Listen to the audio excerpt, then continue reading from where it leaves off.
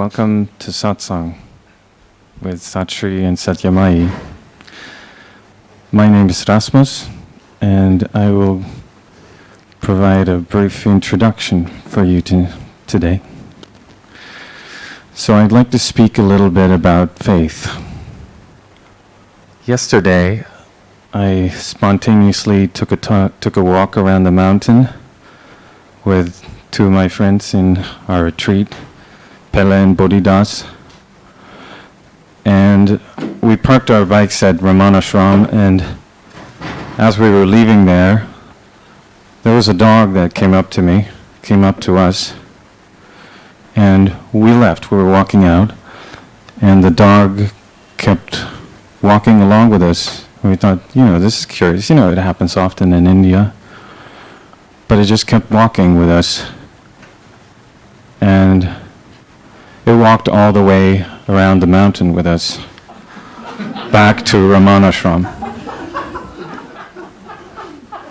And the whole way walking around the mountain, I hardly thought about the mountain. I just thought about this dog. What just made this? I just felt so touched by how it just decided to come along with us, and without even asking the question, but asking the question now, what made this dog follow us all the way around the mountain? And I think the answer to that is faith. So, and I guess it must have been some sense of adventure as well. I picked up a scent of something I was curious about. But so I picked up a scent of Satri in 2016.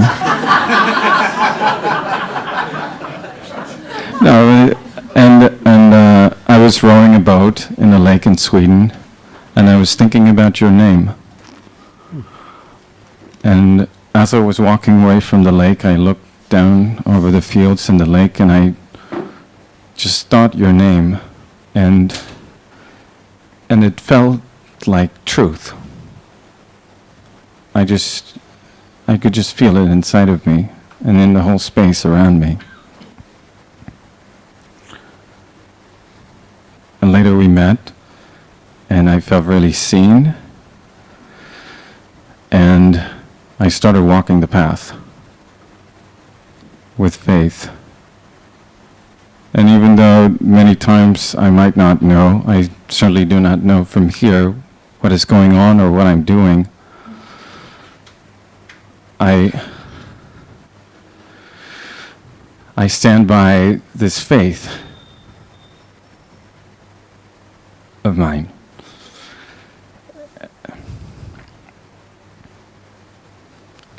And I feel so grateful for having found a guide around the mountain, someone who knows the path and knows where it ends. And I don't know if this dog would have ever made the journey if I hadn't caught the scent of the truth in you. So thank you. Beautiful. Thank you. That's beautiful.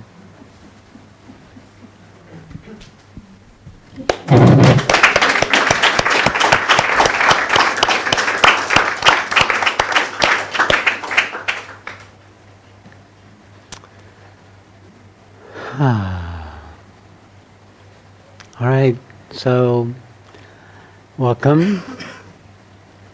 Welcome, all of you. Welcome, welcome, welcome, welcome, welcome, welcome, welcome, welcome, welcome, welcome, welcome, welcome, welcome, welcome, welcome, welcome, welcome, welcome. Welcome. Where? The remote. Oh, I'm sorry.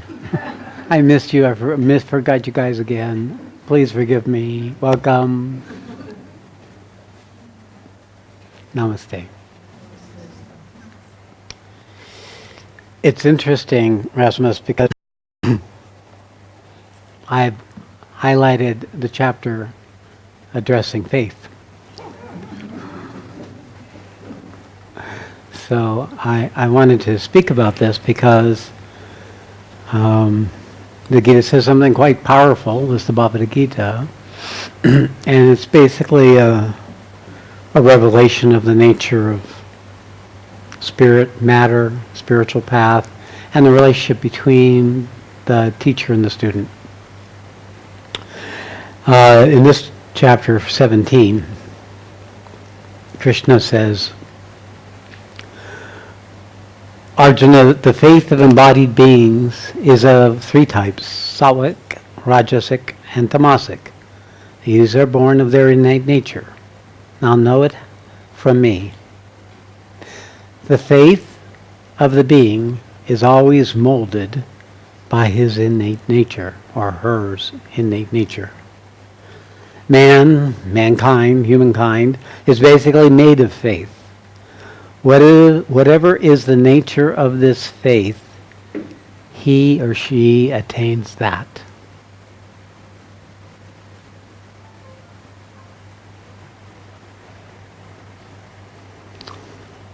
So what is it when you recognize a teacher? What is it that recognizes your path? What is it that knows this is what I need to do? And what is it that knows, no, that's not for me? It has to do with the very fundamental purpose of your birth. Why you chose to come to the planet. Now, I know this now. Back then I didn't. The nature of our faith is foundational, knowing it or not. It's what we live for. And if we're following the compass of our faith, we grow into relationship with that innate quality that faith represents. We move into a relationship with that principle in a more and more direct way. And in the process, we start igniting an inspiration, an aspiration, a longing, a looking to see. Maybe an anguish, a cry, to be taken out of the quagmire you find yourself in. But it's still coming from this knowing. That's a very essential to the basic reality of what we are. It comes from our soul in this body. The being carries the will, the wish, the aspiration, the longing. But it can't know it. We can't know it until we come to a certain maturity. Because inevitably we're going to be pulled by what everybody else is pulled by. And we're mostly surrounded by people whose faith is not. It's to be human, it's to be happy, it's to be secure, it's to be safe, it's to have what other people have. But on the spiritual path, the faith is of a different order, and if you don't have access to it, then you may be like a thirsty traveler across the desert, knowing there must be water somewhere. The power of faith is it doesn't need evidence. It's what's already here, where something like trust or belief needs evidence. I'll believe you if I see it, if I touch it. I'll trust you if over time you keep showing up as you say you're supposed to show up. Trust is from the vital, emotional nature. Belief is from the mental nature. But faith comes from our very being, very essential quality of what we are in existence and why we're here. Why we're in this room. It's what lives you, in one sense. It's a quality of knowingness that isn't in the mental, even in the intuition. It's actually something that you can recognize when the opportunity for manifesting it comes into your life. So why did the dog hang out around the temple with all the other people walking the mountain and just chose Rasmus and his gang? What is it? He was exactly right. I mean, it's psychic dogs. There are psychic dogs in India. They maybe are being punished for a bad human life, but I wouldn't want to be a dog in India. But if if you are a dog in India and there's sufficient faith, then there would be. I mean, Ramana had a cow, right? He made the cow found him and he found the cow. And whatever he had to work out with his children or family, which he didn't live, he worked out with the cow.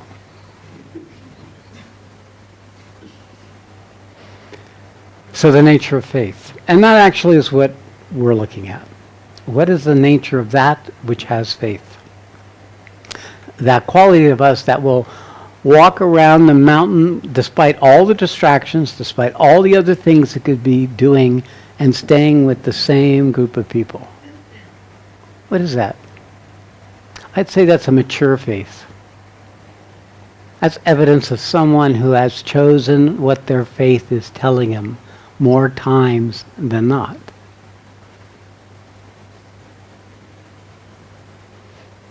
It's like having a scent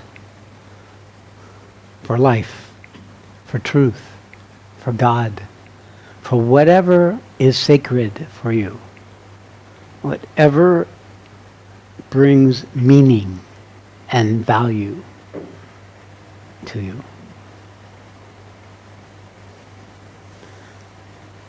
So people value money, they value fame, they value their friends, they value their security, they value their house, they value their garden.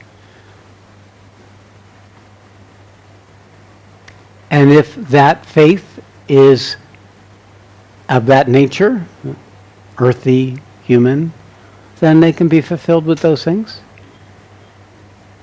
They're not eternal, they will not last forever, but there's no harm. Many, a matter of fact, percentage-wise, the number of people who live in that consciousness, if they could, because a lot of the world you can't have material happiness, is a greater percentage of mankind. And then we have those who are driven by desire, and those are driven by anguish, misery. And we have those that are driven by seeking to know, seeking to understand. And there are those that have heard of God and truth. And just the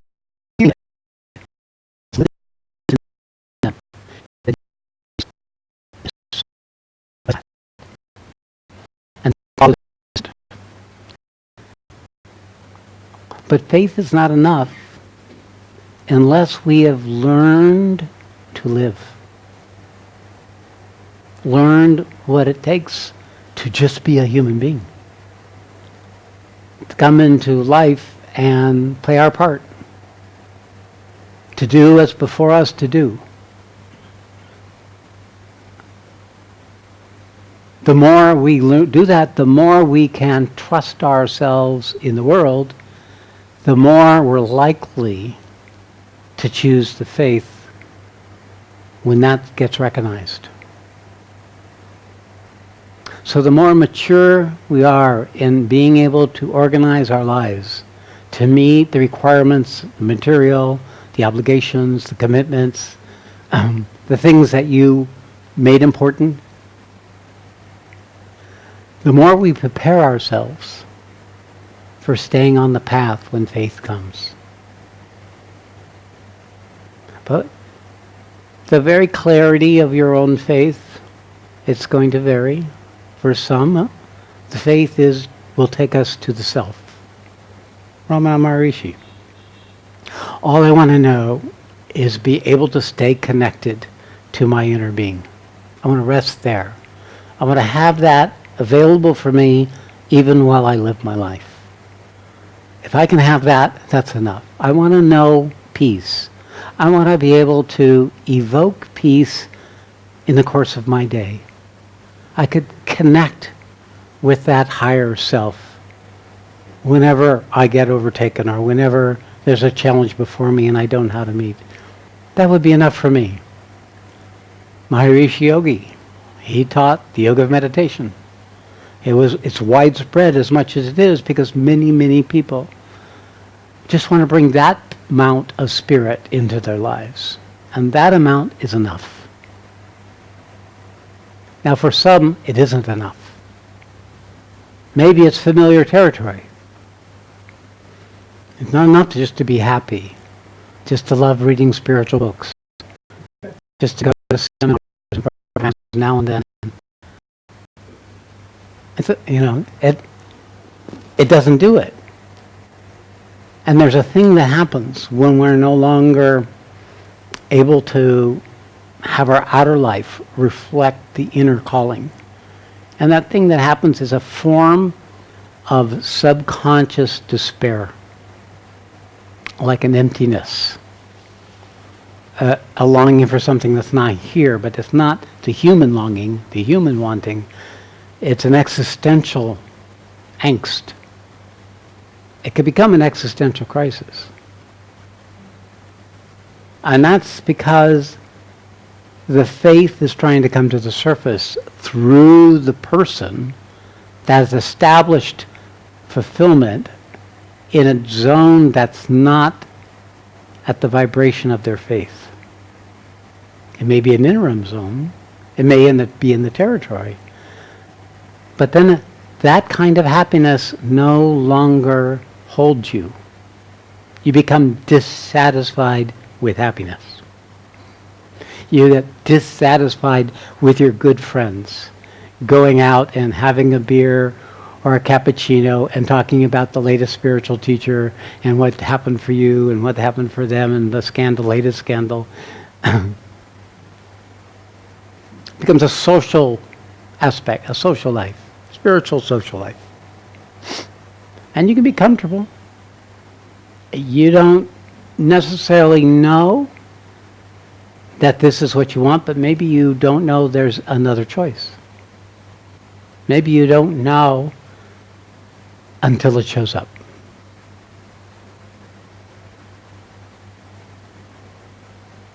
And who would know that quality in you that can recognize what it's seeking?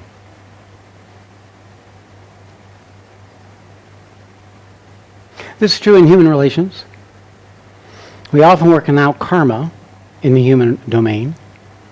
We may have some hidden karma in us that we can't work out by ourselves, but we'll be attracted to the person of the opposite sex who has that karma. So through that relationship, we can discover how to access that part of ourselves and perhaps resolve it, come to resolution, come to completion. That's part of attraction. We get attracted to opposites sometimes. Get attracted to people that other people wouldn't want to be with because there's something in them that triggers a truth that's not yet clear, it's still hidden. The completing of which will allow for a clearer flow of that faith in your life. And then, if you do find the faith, if the faith finds someone, you may find someone aligned with your faith, and you will come to them that will be your teacher. It could be a yoga structure. It could be your neighbor who's philosophical by nature. It could be a little group, a meditation group or a study group. And you'll go along that track, and if that's the nature of your faith, you will be fulfilled. But if it's not, then there will be this wandering, questing, looking to see, wait, is there something more, something else? the nature of the seeking, the nature of the searching is coming from this part of you that's looking to be fulfilled this life with the object of that faith. For some people, it's discovering the earth gods, the elemental powers, the healing capacities of nature. For others, they want to know the occult secrets. They want to discover the powers. They want to be able to open their third eye. They want to, right? It's like what the humans do on the spiritual path. It's like a smorgasbord. Let me try this, and let me try that, and maybe a little chicken with my fish. And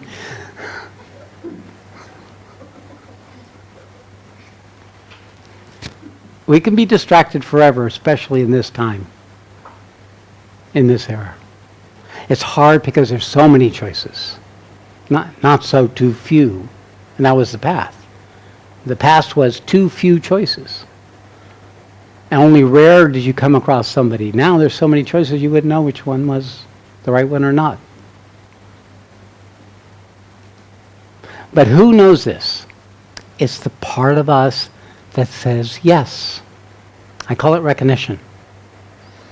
When you can recognize that what is being demonstrated, what's being spoken, what's being said in a book, in a person, in a situation, it is felt either in your heart, it's felt in your awareness, a knowingness, or it's felt in your body.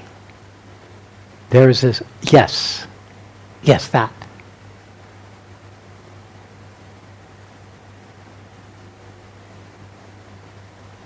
And if our lives are too full of distractions, if we're in the human life and it's weighing heavily on us, then it's going to be much harder to act on that recognition. So often it's at certain stages of our life that we can actually act on our faith. Not just recognize it, but be able to act on it. That's the predicament.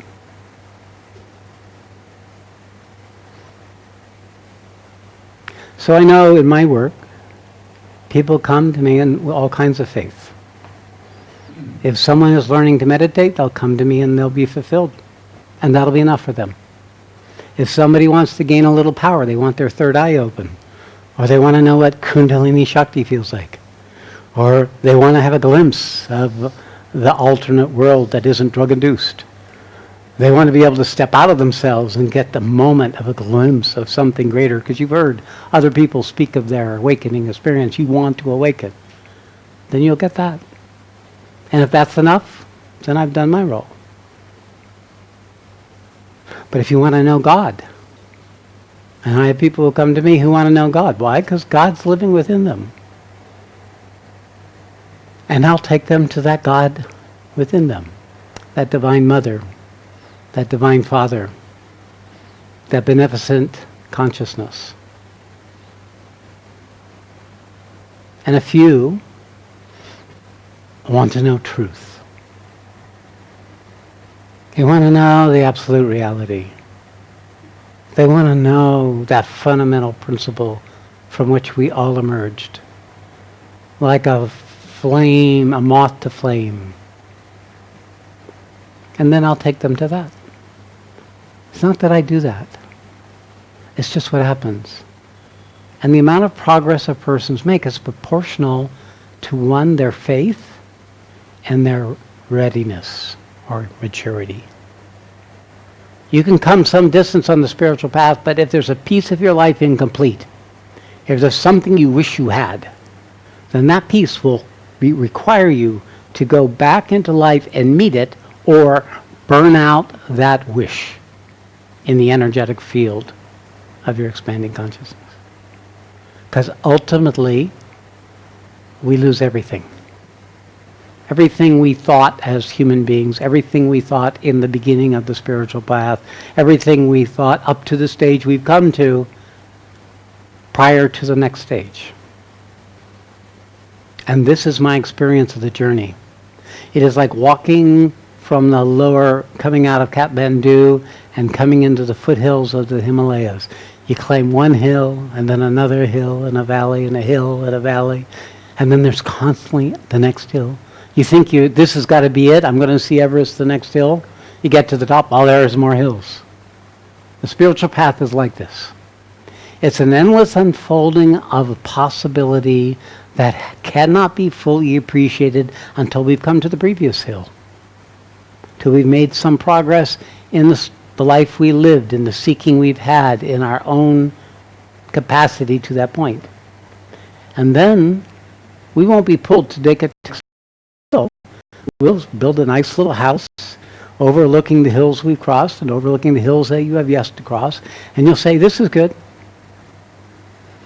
Next life. I'll take it up from here.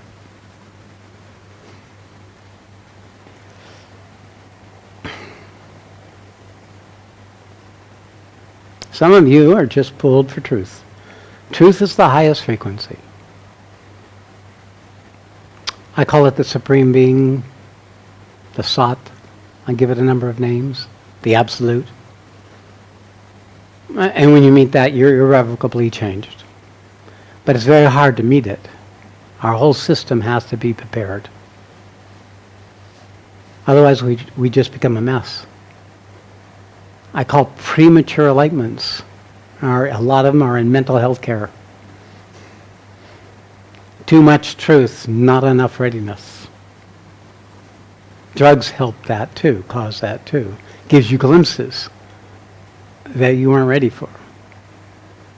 And why? Because you're still vested in your human. You're still vested in the unmet needs. You're still vested in trying to work out the karma you were inherited with. Trying to work out the issue with your mother, work out the issue with your father, or your last betrayal, or the last mother, or the resentment, or the your child that died young, or whatever it may be. Very hard to come out of this ocean of samsara, this ocean of karma. And what we're really trying to do is resolve it, but in the process of trying to resolve it, we feed it and keep perpetuating it. The only way we can resolve it is when we make the first priority what our faith calls forth in us. What we value most. You can have other things you value, but what we value most. And then you think of that always. You contemplate on that always. You live in a relationship with that always. You put candles and pictures and images that remind you of that so that you don't forget, that you stay in the field so that in the course of life as it tries to overtake you, your faith can still guide you through. Or you latch on to somebody walking around the mountain. Now I was going to say, if Rasmus didn't have the faith, the only way he would have gone around the mountain is if he was on a leash. And sometimes I do loop a leash around his neck just to make sure he's aligned with where he's going. But the most part is we choose it. The more we choose it, the more we're effective. The more we let somebody else choose us for us, the more less effective we are in trusting our own faith. Now what you can do is you can put your trust in that which is holding the leash. And then let the leash pull you. But then you may not want to go where the leash is taking you. But you choose to go because you put your faith in the holder of the leash. And that's the role of the spiritual teacher. You give them the authority to kick you in the butt when you're full of shit. To tell you when you're wrong. When you're blowing smoke up your own ass. When you're making up a story and making something important that is not aligned with your purpose. You can't do that with the dead ones. Because you're going to make up whatever you think they're telling you. You can only do the ones that are in the body. They're the only ones that talk back. They're the only ones that insult you sufficiently that the part of you could be insulted gives up the ghost.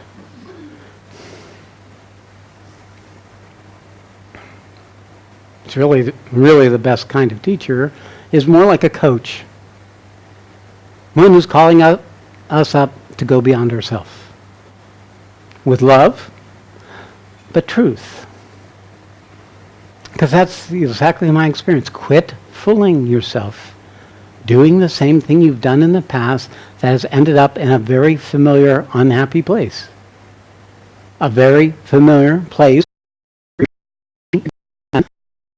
Something repeated, believing that this time I'm going to resolve it.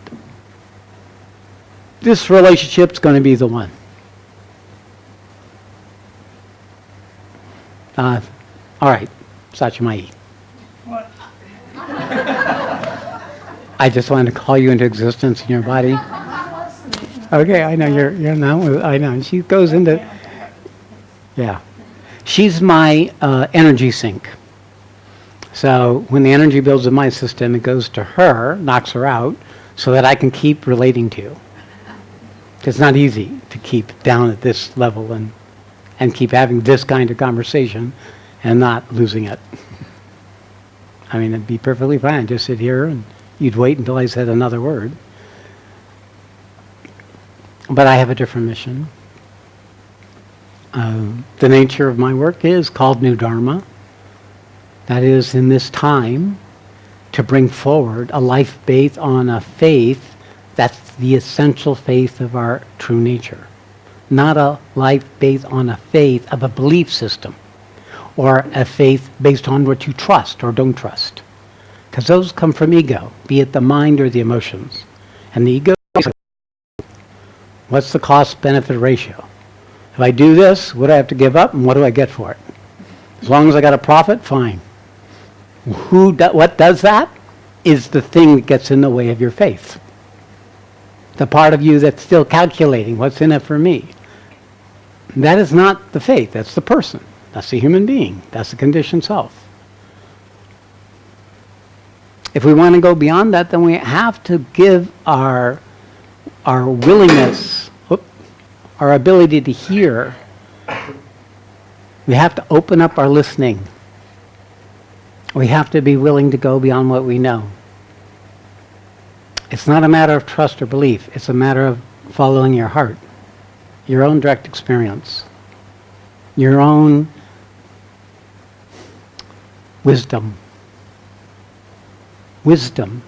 What is wisdom? Wisdom is when experience and understanding come together. You don't have to remember wisdom. Wisdom is, if I do this, this happens, and I've done this again and again, so I know I have to stop doing this. Okay? You bang your head against the wall long enough, and then you ask yourself, what am I doing? And you realize that the solution isn't going to be solved by banging your head against the wall anymore. Maybe you do better stop banging your head against the wall. Stop having it your way. Stop being right.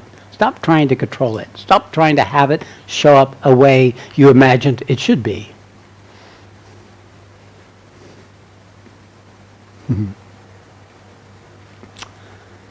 Okay, so this is metaphysics. It's also spirituality. It's actually an applied science.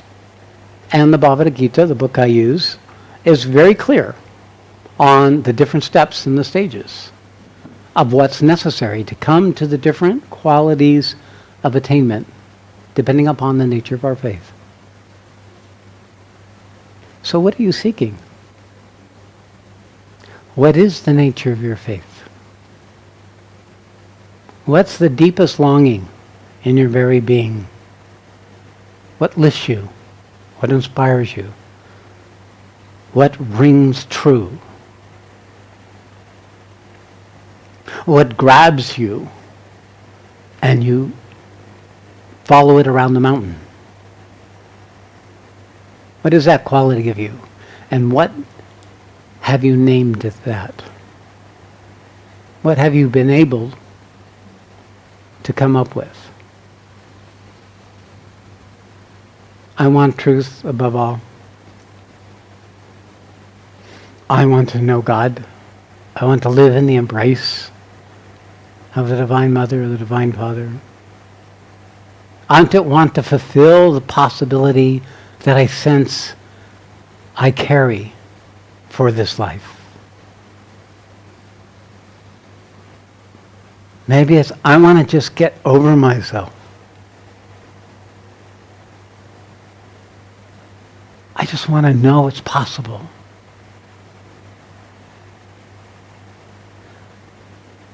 Maybe I don't want to be alone. I want to know I'm connected to others.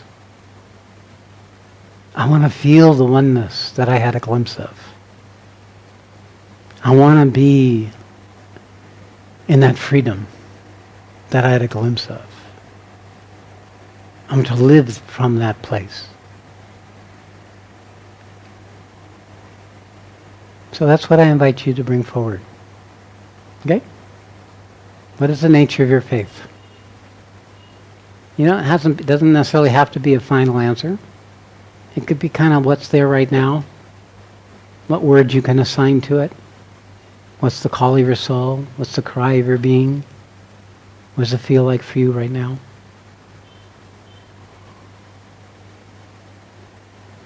So that's what happens at this point. I'm going to stop talking. And I'm going to open up to any of you who would like to come up. And you could follow the invitation, or you can follow your own invitation. I accept all comers. The nature of what the opportunity here, if I am what I know I am, you will find something in yourself that is like that by just coming up here. It may not be when you sit in this seat. It may not be tomorrow or the next day. I have people that have come to this satsang in Tiru and years later where they said, my life started changing after I met you and I just realized it 3 years later. So you don't know. But if you don't venture, you'll never know.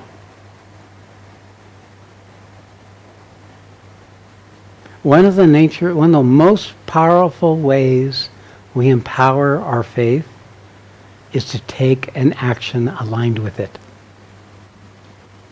Our capacity to take conscious action is unique to us human beings, unique to our self-awareness. And it's this conscious action based on faith is where we step out of ourself, where we open a possibility that wasn't there before. So that's the invitation. I'll keep you on standby, Susanna. Anybody? Anybody? I'll keep you on standby. Yes, come forward. You're opening up my feelings about the fleetingness of what I find. It fleets. It comes, it goes. It's the divine, union with the divine. It's the desire is strong, and then it goes again. And how much work do I have to do? You know, and it's just a constant march towards it. And when I feel it, it's divine bliss. It's all encompassing. It's nothing but what is. And then it goes. And then it goes. And I'm not disappointed. I'm not afraid it won't come back. It will, but I'm tired of the fleeting back and forth, the fleeting dance. Then the fear is that if I really meet the invitation to merge, merge is the word. Where will I go? Will I be okay? I mean, you know, it's like this back and forth. I'm getting older, you know, you can tell. How much time do I have to do the cha-cha? Cha-cha. That's great. Cha-cha-cha. So divine bliss. It's not just the bliss we're after, or I'm after. It's the union. All right, very the good. union. That's a good distinction. Mm-hmm. Bliss is self-existent. That's what you find within yourself. Union, merger, that's God. So what you're looking for is merger. What's your name again? Ananda. Ananda, that's right. Got a little bliss going, but Yeah. You're naming it. So you're naming yourself what it is you're seeking, what it is you're bringing. What will bring stability is truth. Mm-hmm. There is a ratio between experiential and awareness. So in the path of experience only, it'll always come and go. But in the path of when awareness also comes in, you come and grows.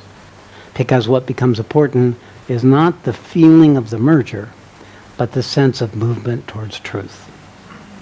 It's my experience that the merger is a temporary event that occurs between the being in you and God, or divine.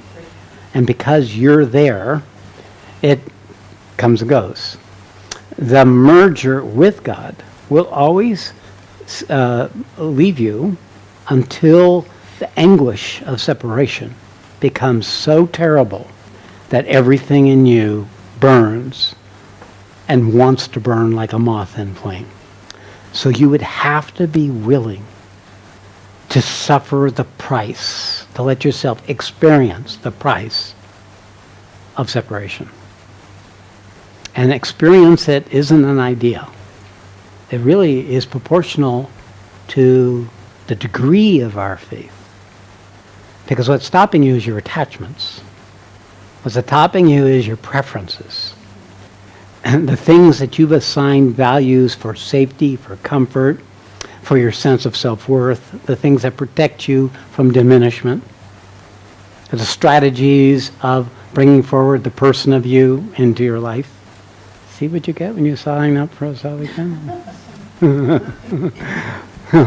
It's better than the other suffering. The suffering of, Yes. it's better than the suffering of, and no merger. Yes. You know, it's just, But if you can be with the anguish of it gone, if you can stay in the fire of that and really feel it, you'll meet all the hidden parts of your ego that cannot tolerate it, that doesn't want to be there.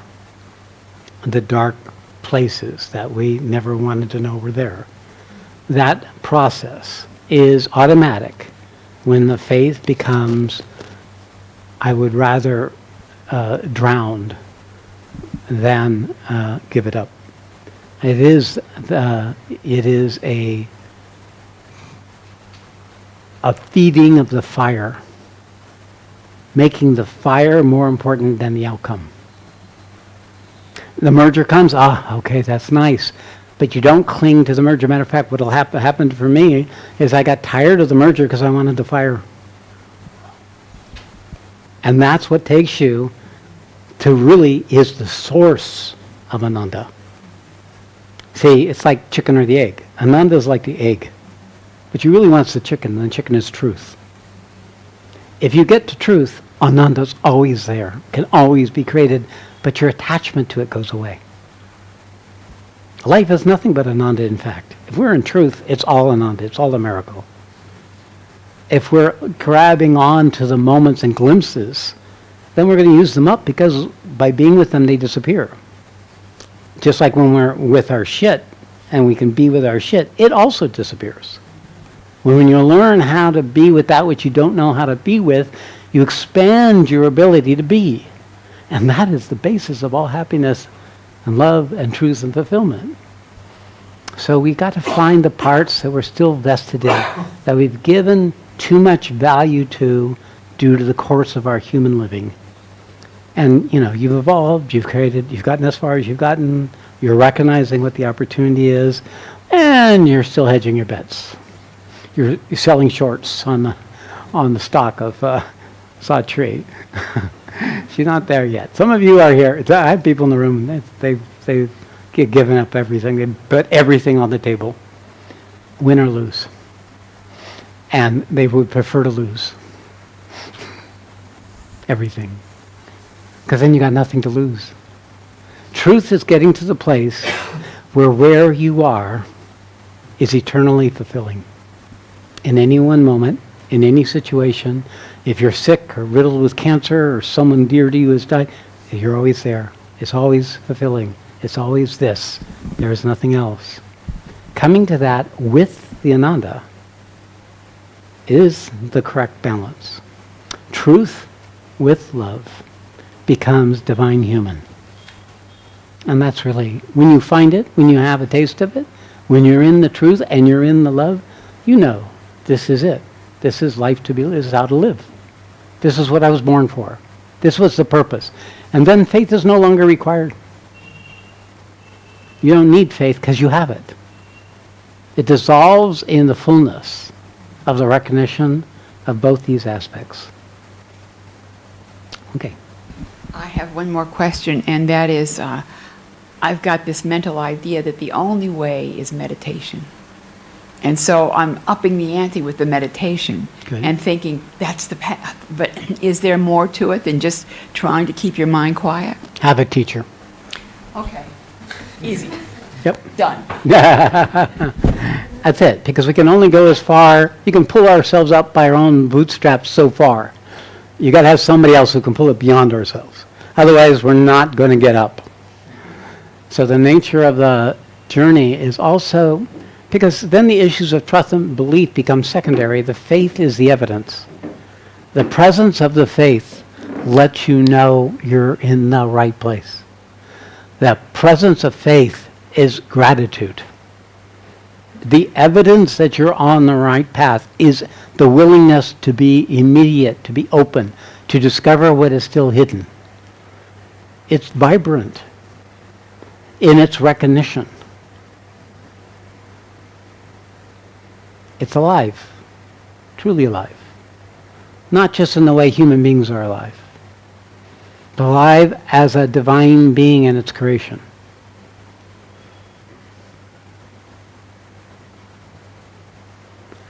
Okay, Suzanne?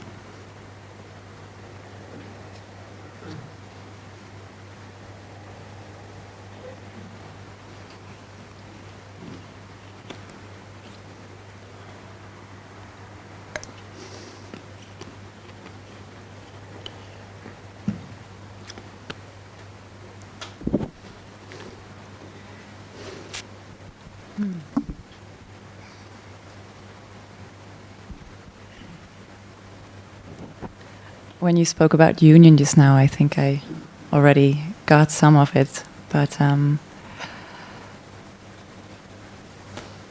some point in meditation, it said, take it to the hot seat. So, Okay. and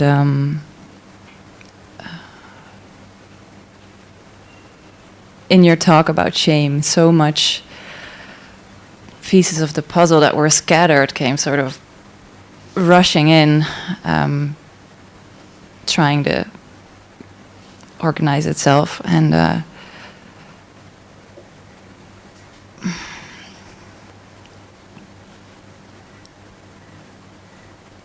some point an image that I've had before made total sense, and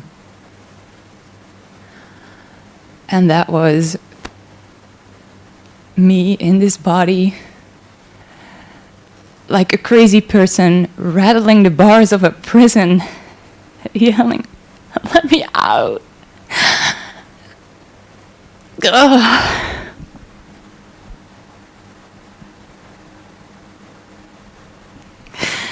Okay, so yeah, feel that, because what this is you dramatizing. All right, so that you want to be in touch with the fierceness of your aspiration, but you don't want to be touched into the condition of suffering associated with that. Well, what came to me at the moment was I could really feel that I thought that divine screwed me over, putting me in this body. So you pissed off at God starting with. Yeah, and I could so see that if that's the belief I had, then all I'm ever going to do is create a miserable life trying to prove that divine screwed me over. Very good. That's called creating your own reality. It's good to call it on yourself. Yeah, you got it. That's true. Yeah, anytime we assign blame to someone else, we're yes, avoiding shame, but we're also not in responsibility for the fact that we chose to be born. Now, maybe once we got the body, we thought it was a bad idea, but, We're the ones who jumped off the cliff. God said, look, you could do this for me. Okay, God, I'll do that. Wee! Blah! Who are these people? What is this thing? I can't even live. I'm so crunched in this little worm-like thing. I got to blame somebody.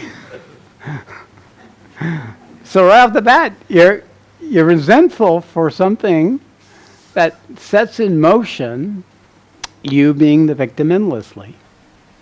And really, all it is a bad attitude. Yeah, I caught myself also saying, divine put me into this body as if I'm not it, as if I'm not the same. Ooh, even more powerful. Yeah. But there were so many things going on, so many emotions, because I also, after I sort of had my tantrum on the bars, I just collapsed on the floor, feeling so abandoned and lonely and sad, and I don't know, so many words, just... That's okay. It's a quantum. So the whole idea of that experience is actually can be very powerful if you can recognize that what that is resisting. It's resistance. So you don't have to feel abandoned, sad, powerless. And it's okay to feel abandoned, sad, powerless. Try it on. Choose to feel it. Choose to experience, but not to make a drama of it, but to like Ramana Maharishi did. He just laid on the floor of his house when he was 16, and he said, as if I'm going to die. What if I die? And in that, everything associated with his investment, with life coming out a certain way, died too. And then he walked out of the house with some pocket change, nothing else but the clothes on his back, and came to Arunachala and lived here for the rest of his life. No family, no children, no money, no getting high, no distractions, just that. Well, I've tried that. And it didn't work, did it? Well, I mean, but it brings me back to a memory or a period in my life. I think I was about 7 and my grandpa died, but I didn't get to say goodbye to him. And that's when I started to have, I couldn't fall asleep because all I could think about was being dead and then there being nothing. And Oh, good. I could even see like, hey, but if I'm dead, I cannot think. So I cannot even think this. So, but Yeah, that's double thinking. But in any case, it's pretty good. 7 years old. Hey. yeah, but I don't really know, because if I try to go back to that feeling now, because I got so scared that I would just always run down to my parents, and I mean, at some point it stopped, but I don't know why or what the conclusion was. And now when I try to go back there, You just have to know you're human as well. hmm, And the human being wants love. It wants to be included. It wants connection. It wants happiness. It wants a future. It wants to experience life. It wants to explore and discover. It wants to do, these are the desire natures. You brought a strong desire nature, you know that, right? And the nature of this desire nature needs its time. It's not conflicting. It is actually your path forward. Bringing up and meeting the challenges of your life as a choice rather than as a victim. And these other emotional components, part of it has to do with your mother, part of it has to do with kind of a pattern that you picked up, perhaps not really wanting a resolution, just wanting the drama, just wanting the emotional experience. Because if a child knows it exists, if it's miserable and screaming and yelling, I mean, if you look at the children, they throw tantrums all the time. But if the tantrum is not allowed, or if it's not given a limit, it creates an instability in us. Parents are too indulgent or they're too restrictive. It's inevitably one or the other probably going to happen. And we're going to get stuck in these structures that shape what's possible for us, even when we're living life aligned with our faith. Your faith includes your lived human life. And it's a complicated thing because you've got all this drama stuff. Adding, taking away, fearing, wanting to change, not accepting, wanting it a certain way, needing to be right and in control. It's just, I'm sorry, Susanna, you're just a bag of problems. And the issue is you just have to come and straighten yourself out by choosing to live your life with an attitude of, this is exactly what I need to meet. The more you're in touch with what you're getting in touch with me and this path, the more easy it will be to manage this part of yourself that apparently your parents didn't manage, to be the adult in the room. And you need to be the adult in your room. You're the one who's living this life, no one else. No, it's unique to you, and it's great. It's got a lot of interesting parts. That's the right attitude. It's a discovery. It's an exploration. If you keep falling back in these past, you keep falling back into these old strategies, then you're just a kid tantruming because you're not feeling good at that moment and no one's showing up. So you're angry and resentful and abandoned and pissed off and want revenge. There's no solution in those things. Once you've known they're there, give it up. Get over it. Put it in a box. Lock it. It just doesn't need to be resolved because in its very nature, it seeks to stay unresolved. You can't resolve doubt. The more you doubt, the more you feed doubt. The more you complain, the more you feed complaint. The more you say, poor me, the more you feed poor me. You are creating your world every time you take an action or fall into the story associated with these things. So stop it. That's who you are. Right there. Call you on it. Be the woman you're meant to be. And that's really what life is about. From life to spirit, there really is no distinction if we can use life this way. Spirit will come incrementally in its own way as long as you keep choosing to come into life in honesty and clarity, sincerely doing whatever is before you to do as part of your dharma. You've got to follow your ambition. You've got to live true to the person that you are. Honor it. Others would honor it. You're the only one who's the problem. Okay. Thank you. Yeah. And let's see, who else? Inky. You got it worked through it? Okay.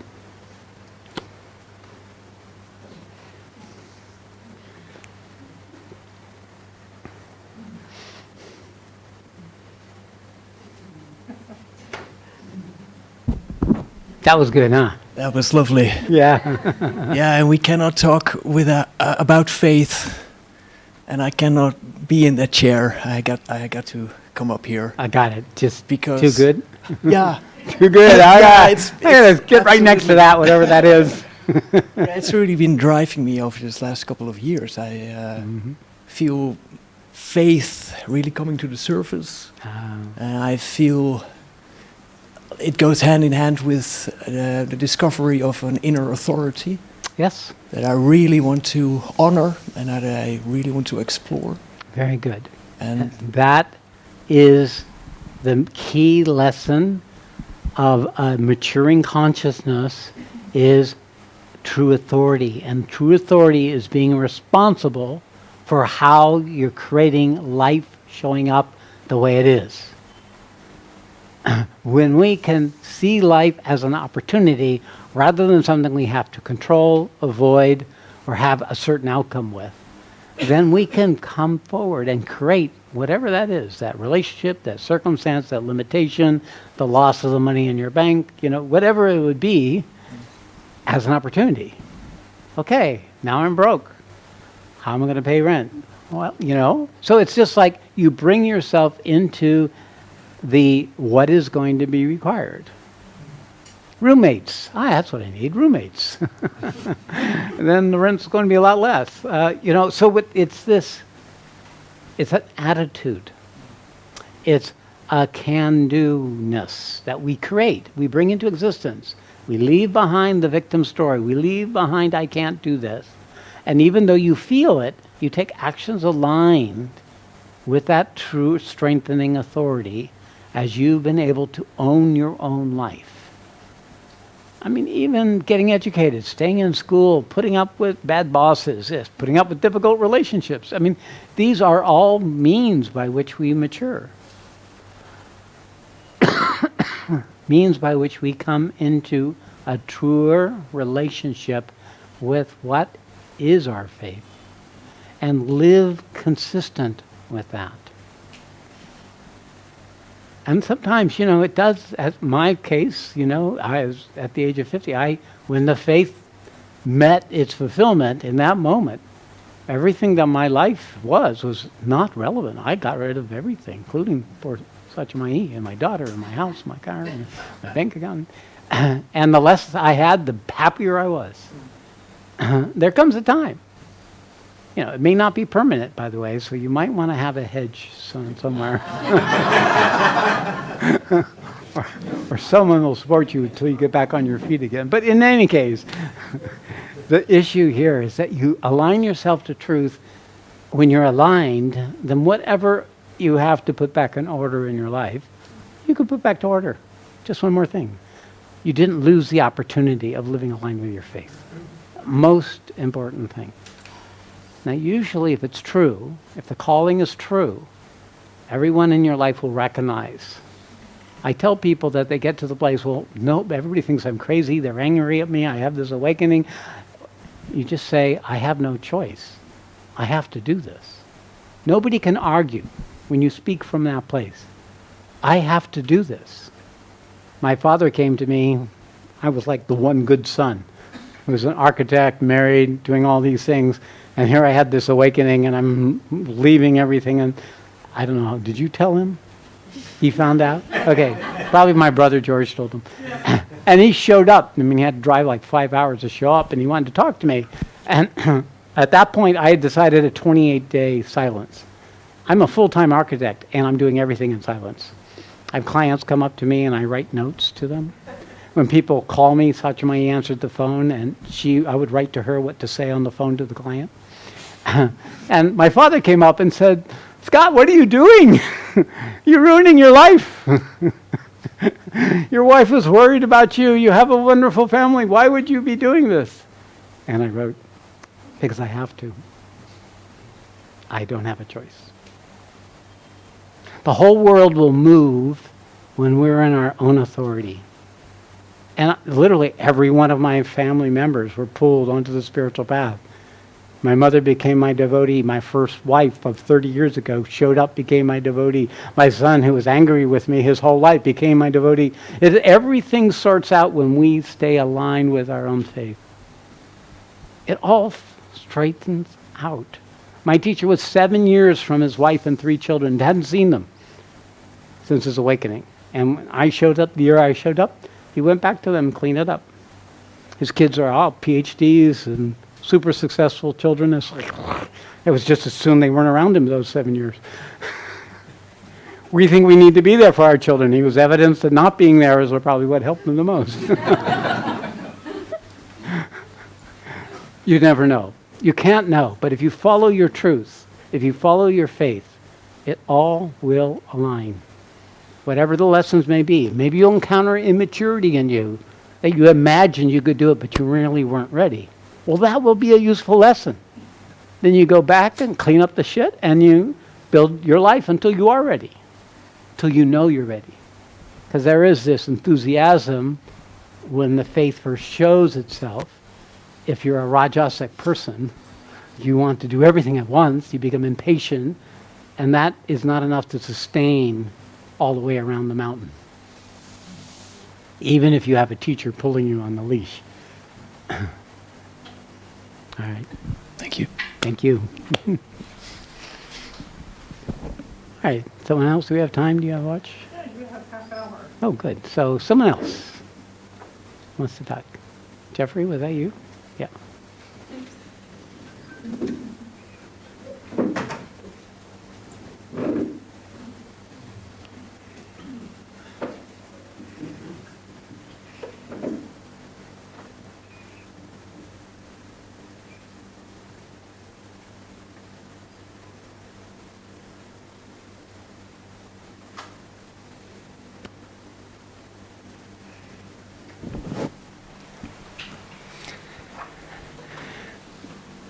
No, I didn't raise my hand, but that's the second time you do that to me.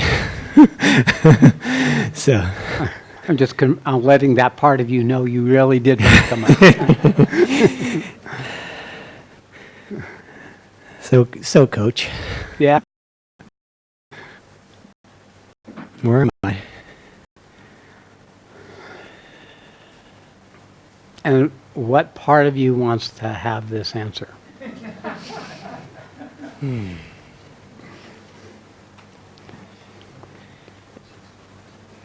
It's so good right now. Everything. I mean, being here. It's like being at home. Yeah. When you've found the place that's aligned with your faith, you're in your Dharma, then there is no other place you need to be in that moment. May not be forever, but in that moment. And that is strengthening your ability to know your faith, whatever the next moments may be. And that's what you want to nurture. It's like you're feeding that quality in you that can know this is it. This is where I need to be. This is the lesson that's showing up. This is the opportunity of that lesson. Without having a coach, you ultimately become your own coach when the faith is lit, when the faith is on fire. It's the one that will get you across the finish line. It's the one that lets you break that, minute mile. It is this quality in us that isn't our person, isn't our ego, isn't our capacity, isn't our intelligence, isn't the purity of our system. It's the divinity, the very essential quality from which our faith arrives. It takes over our capacity to live, to come into life, to be straight with ourselves, to be looking to be called on, to be surrounded by people who support you in being the best you can be. You can create that. Not in every situation that gives you that opportunity, but you have to look and create the best you can. But ultimately, the process itself will take over as long as you stay all the way around the mountain. About halfway around the mountain, you could go either way. So you might as well finish. So if you're halfway around the mountain, then you might as well finish. Come hell or high water. Even if it means you're going to walk around the mountain with another bunch of guys or girls. The principle of this isn't about the outcome. It's about the process. The willingness. The surrender. Because that's what faith allows.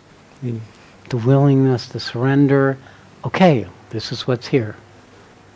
How to be with it. If I can't be with it, how can I meet it? I mean, that's part of our teaching, how to meet it, how to train yourself where to look to meet it in a way that isn't about fixing it or making it go away or changing. It's not about being a better person. It's about being a truer person. And that's not about getting better. You might get better. It might be the same asshole you were when you started. Who knows? But you'll be a better asshole or bitch. And people will enjoy you being an asshole or a bitch much more.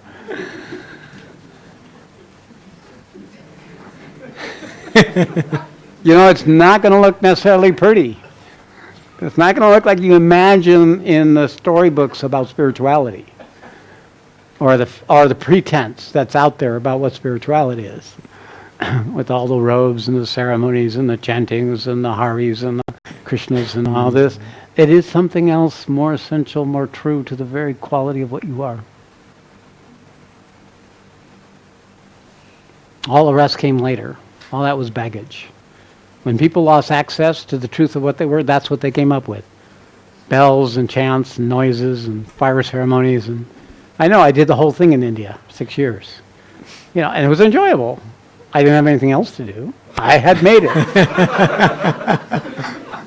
I stepped out a 16-hour day, every single day life, and I was doing nothing in India really well. So it's the nature of learning how to expand out of the box that we have created for ourselves, the cage that has defined the possibility. That's what faith is always about. That's how you go beyond the box. It's what gives you the courage to take a chance, to step out of the safety and the control of your own cage. So it is your faith and learning to live aligned with that faith. Now, you know, how much of that is required of us as a person, and how much of that happens automatically when we're in touch with our aspiration or longing. Some of it's us, most of it's God. The more we are in touch with our longing for God or truth, the more that takes the action, the more that puts us beyond ourselves.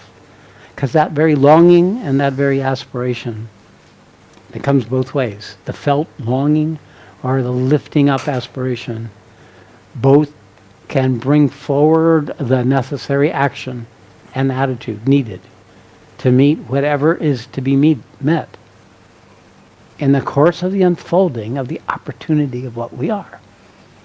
And now, what is the opportunity of what we are? Divine. Absolutely. We're all the Supreme Being already. It's just buried under all this shit. Buried under our identity and our protection, our story and our strategy. We are the very thing that created all of existence. There is no difference between that and us except in the quantum of it. But that principle is a principle. It can only know itself through each of us. So the part of you that chose to come here is the Supreme Being. When you chose to come here, you aligned yourself with your faith. A piece of the Supreme Being became available to you. And it said to you, this is home. This is right. This was the right action. Now that's how he is today. Give it tomorrow, who knows. But right now, the nature of the faith is the willingness to go forward with no evidence. See, trust wants evidence. Belief wants evidence. Faith does not require evidence. Faith is what takes us beyond what we can know. That's why it's faith. And I have no idea what's next. Yeah, that's cool. You're free, baby. And thank you. Yeah. And you. Yeah. Thank you. Thank you.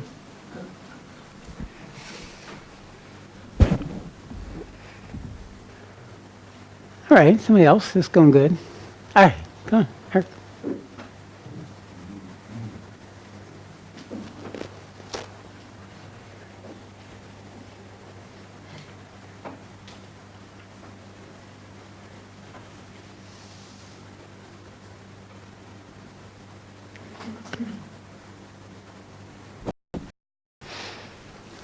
So my name is Eric, and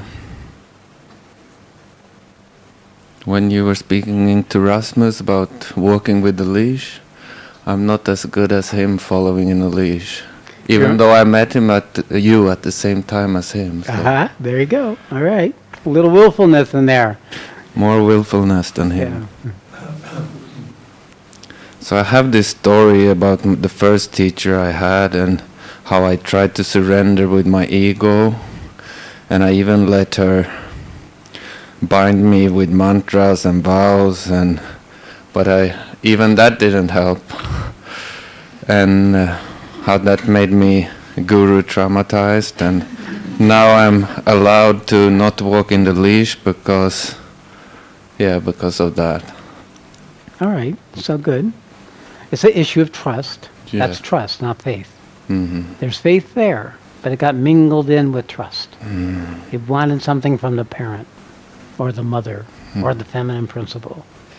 So that vestment is not faith, it's desire. It's hope, it's wish. It's an unfulfilled something, samskara, looking to be fulfilled. As long as that's there, the nature of desire is to desire, not to be fulfilled. Desire will never be fulfilled. All desire wants to do is desire. So it always will want more, even if you find the exact right teacher. Desire will also desire something else. That's the nature of desire, it's Rajas. It will never let you loose. It'll keep you running in that squirrel cage endlessly with a carrot hanging just outside of your reach.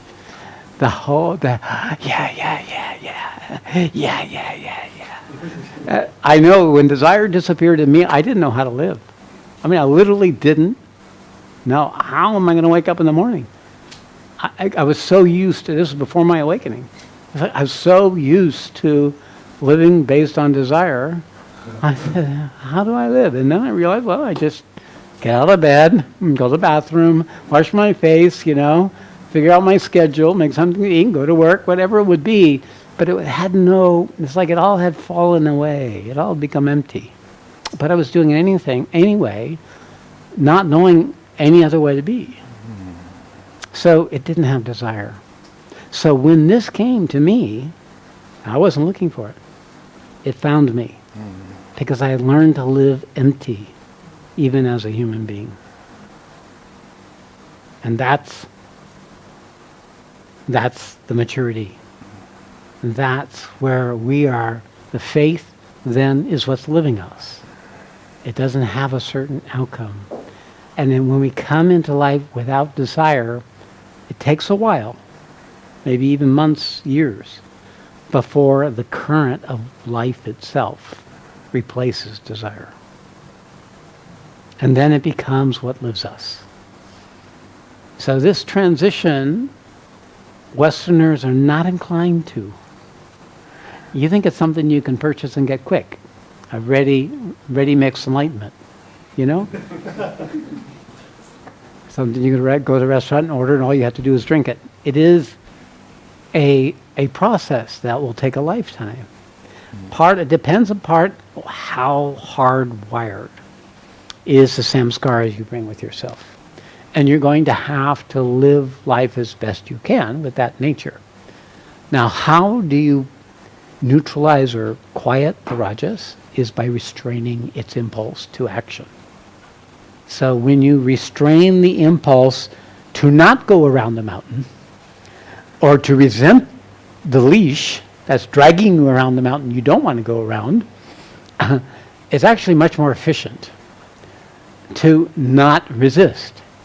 So when you restrain the inclination to resist, when you restrain the inclination to have it your own way, when you restrain the impatience, when you restrain your inability to be with not having anything happening,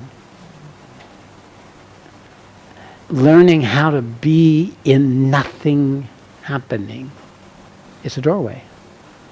But that takes sattva. So you shift rajas into sattva when you restrain the need, you restrain the ambition, you restrain the self-will, when you restrain your criteria of how it needs to show up, when you restrain the resentment structure, when you restrain the rebellion structure from speaking or having its story overtake you, then you claim that territory for your faith.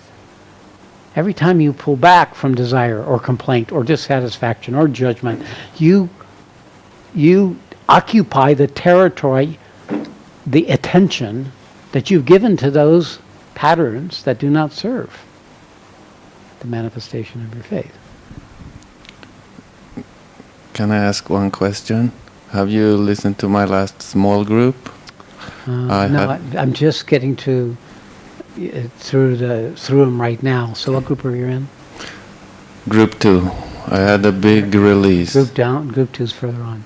Yeah, so Okay. then I can't ask you about it because you haven't listened to it. Okay, I'll listen too. Hmm. And that's the nature of the possibility of this relationship. Because I know you're changing. I know you're in a very committed unfolding. It's really quite something. I'm feeling the heart a lot when you speak about faith. So there is a resonance. Yeah. Thank you. Thank you.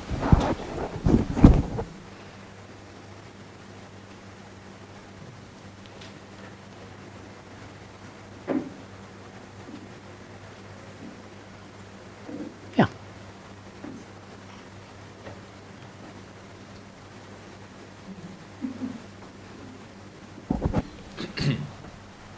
Hello. Hello? um, What's your name? Edward. Edward, okay. Okay. I guess I have like 2 stories Okay. about me looking deep inside myself, and maybe you can illuminate me a little bit. So I did a little bit of reading about Advaita, Vedanta, and this Advaitic way of understanding yourself, of looking at yourself beyond thoughts, beyond your body, and knowing that what you are is God, is eternity, is something more, is something else. How's that going? Well, it's been going better since I arrived to India, which has been a few weeks ago. Okay. And the first moment I sort of caught a glimpse of that which is beyond your mind was interesting, because when you quiet your thoughts and when you ignore your body, you realize that what you are is basically existence, is being, is isness without any sort of characteristics. So you've had that experience. yes, a few minutes worth of it. So And I know it's happening in your system. And what's happening is it's already there, but the habit of your mind is too strong. And so it's leaving a veil, so it's not fully able to be brought in. I don't really have a problem with that. Okay. The thing was, I realized that, of course, everything is the same. Everything is something that is. Maybe you are older, maybe someone is taller, maybe someone is shorter, but Okay. those characteristics are just superfluous. Okay. But then the second thing I realized is, that gives me a lot of empathy for everything that is, and more than empathy and what you might call love, it gives me a sort of way, it points to me a way of being in the world that is right, that feels okay with Very good. me. That's exactly truth. So that would be your ability, because when love is there with the self-existent reality, no mind, the balance between that truth and the sense of empathy or connection, that is the correct balance. If that's happening for you, then it means that right now, you're in the perfect place for that to continue to grow in you. It has to grow. The person in you has to live it, wear it, live from there, make it, and then bring it into your life where it's really tested. And then in the course of time, this becomes stable. But I didn't get to you. Haven't come to your question. The second sort of idea that crossed my mind was after I went to the yogi Ramsurat Kumar's place, where he talks about his name as being his father's name, and I was with my dad actually, and we were talking about, he was explaining to me actually how the whole notions from Christianity are very much in line with what happens in Hindu mysticism and thought with the father, the idea of the father. And it crossed my mind that if what is, isn't the principle that guides you, that gives you a way of being in the world, what you might call, in a symbolic way, the father, the thing that, takes you and shows you the path. If the mother is the thing that, brings you into this world, you belong to her, you are at her breast, but the father is that which shows you the way, points you the right law. And if I have found that thing to be inside of me, to be me, is that what, maybe in Christianity is called, is that the Holy Father, you might call? Yes. Is that, because Yes, you're right. it feels like that is inside Yeah. everybody. Yes, that's right. That's it. That's right. You got it. You probably were born with this, and it's just hasn't taken much for it to come forward this life. Probably your father was able to bring you in this life so that you could come to this more readily this life. So, yes, and you're speaking from a place of embodied authority, which is, I find, more common with young people. And this quality of you that you're knowing already is because you're bringing it with you this life.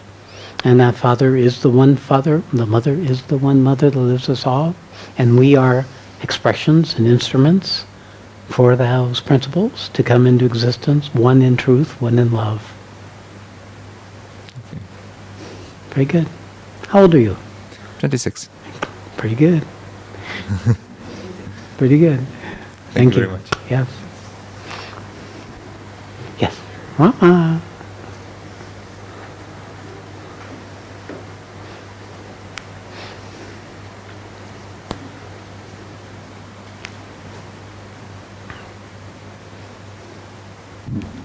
Hello.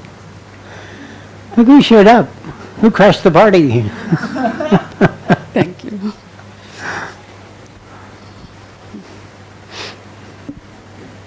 My heart is... I don't know where to start.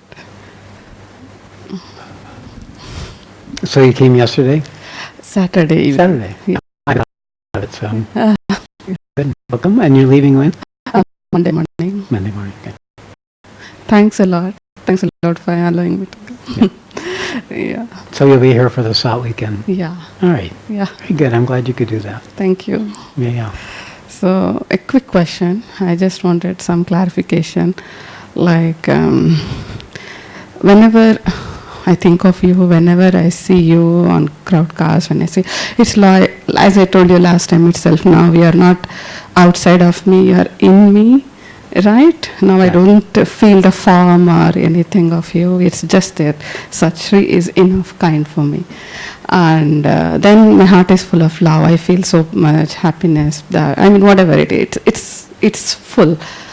But at the same time, when I'm, a little bit indisciplined with my sadhana, or when I'm too much sucked into the materialistic world, and when as soon as I see you on Crowdcast or during my weekly satsangs, it's like, I want to rip off layers and layers of myself.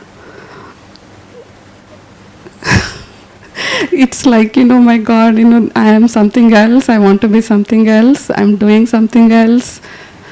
And this is what I'm giving to you. It's very, very stinky feeling I get. Well, first, the path of devotion, which is the path you're on, has a weakness. That usually means I love, but I don't know how to discipline the part of me that still is invested in my life. Yeah. So that means there needs to be more truth. There needs to be more discipline. Yes. Now, how do you do it? How do you do discipline? You do a little at a time, and you grow it bit by bit, and you keep consistent.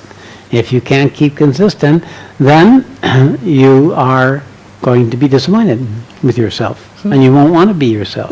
But yourself is who you want to be. So there is a way where you can shift your attitude, where you can be in more presence with yourself, being the way you wouldn't want to be. And meeting what is it that you're doing in indulgence or in distracting yourself, or what is it that you're invested in that keeps making that important when really this is the most important? So this is the battle of the householder.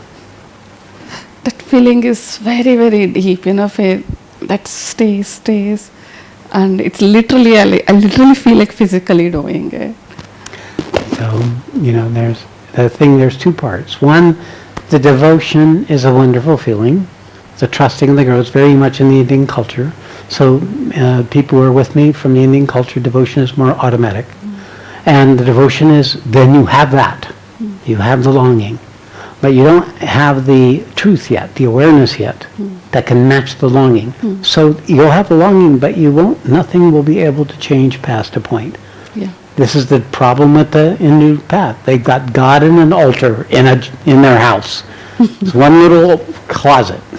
Yeah, and then the rest of their house is their life. And once in a while they walk by and go, namaste, and then go on. It ain't going to be enough. It has to be a single focus. Yeah. You have to organize yourself so you stay aligned with your purpose. The more you align with your purpose, the more this dissatisfaction with yourself will quiet. Oh, my dear. I can't do anything for you without you doing some of this for yourself. That's true. Okay. Yeah. So you do that. I love you whatever you whatever you decide to do. But, I have a purpose. My purpose is to take you to the truth of you. So I'm going to tell you. Yeah. Yeah. Thank you. You're welcome. Okay. Time up. All right. Well, that was fun. All right. So we're going to do this again on Thursday, right? Yes. Yes. We're doing this again on Thursday. And then we're doing a silent weekend this coming weekend. And then we'll back on Tuesday and Thursday the following week. So there you have it. This is Satri. This is Satchamai. Here's you. Here we are talking about faith. So we did that really good. Thank you all. We did this really good. All right. So now what we're going to do is just sit for a few minutes in silence and stillness, and then we'll wrap it up. Very few minutes. They're going to kick us out.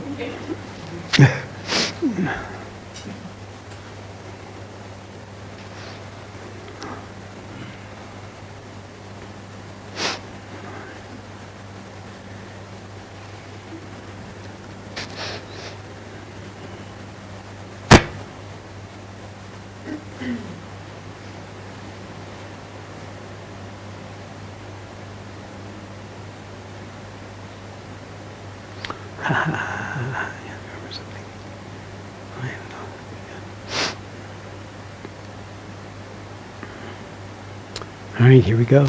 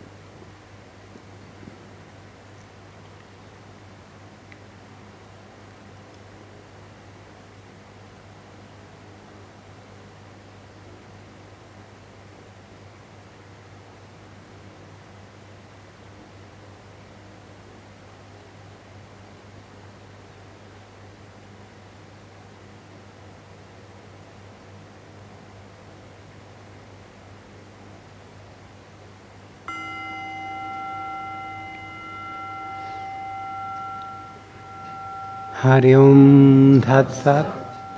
Hari Om Tat. Hari Om Tat Sat Shri. All glory to the Supreme. May truth manifest. Namaste. There you have it.